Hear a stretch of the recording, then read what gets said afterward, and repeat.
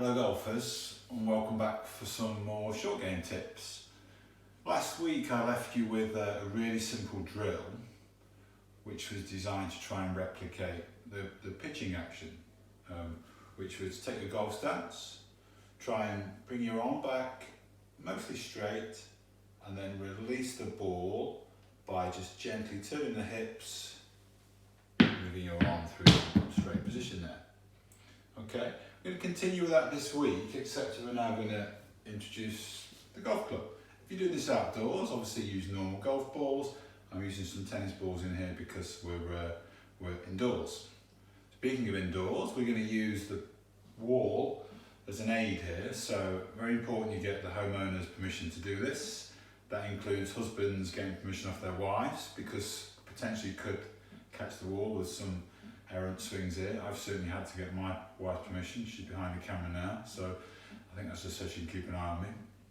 So last week, a little recap then. The four main areas where I felt that mistakes are made in this area of the game is, first of all, having the weight move in the wrong direction when we're hitting the shot. So instead of the weight moving with the shot, the weight goes back the opposite way and we get the club lifting as it goes through the golf ball. Very difficult to get the club under the ball and get any lift onto the shot. The second one was the club being taken too far around the body and too far behind the body. The third one was the backswing going too far, which then needed resulting in some slowing down or some de-accelerating on the forward swing to try and reduce the distance, which normally always leads to missed strikes.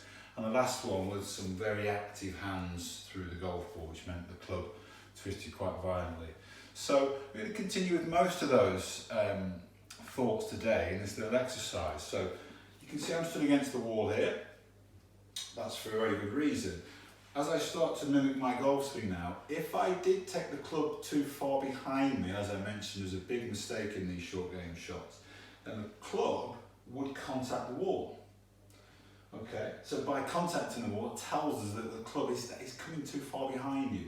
So during this exercise, you want to be able to take the club away in a straight fashion there where the club is nowhere near the wall here. There's a big gap between the club head and the wall, and the club shaft is still pointing in the direction I want to go. I can then make my forward swing again by gently opening up the hips as I strike the golf ball, again on the follow through there, the club again nowhere near the wall again. If the hands were getting too flippy, too wristy there, that club contacts the wall onto the downswing there. If indeed the club is swinging to the left and not the hips moving, that club then hits the wall again there. So we should be able to make this golf swing without contacting the wall at all, making a nice clean strike on the golf ball. The last point this also checks as well, we can use the wall to try and get some balance to our swing in terms of how far we're going. So again, if we're going too far, which was another mistake, then the club ends up again catching the wall much higher up the wall there. So again, this is another example, another way we can try and get the swing nice and consistent, both the backswing and the forward swing, hopefully to a similar level. Okay, so normal setup there, ball quite central there into my stance there. I'm going to take the club away back, just halfway back to there, so the club head's going to stay below the parallel line there, in a straight line, and make a nice connection with the golf ball there. You see the club nowhere near the wall there, nowhere near the wall that side. One more for you. Take this one a little bit further on my follow through this time.